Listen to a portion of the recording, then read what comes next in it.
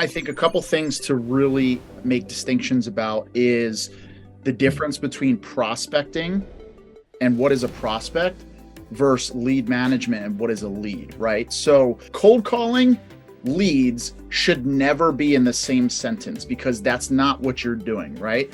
You're cold calling prospects. Prospects are just simply a name, a telephone number, and an address. That is all they are.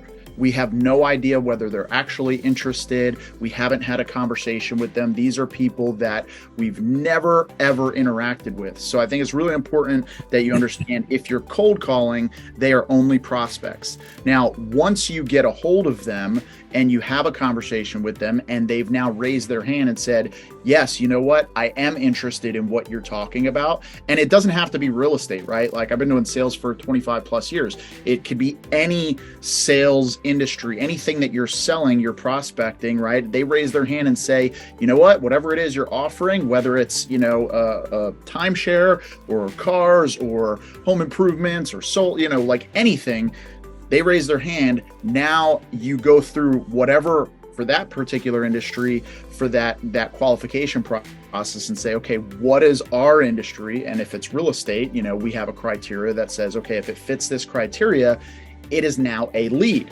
right?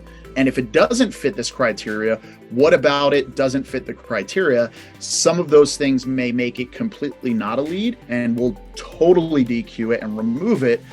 Some of those criteria might say, hey, you know what, this is a lead, but it's not a lead today. It's a future lead that we put into a follow-up, right? So I think that's really the biggest distinction is the difference between leads and prospects. And I think a lot of people conflate those two things.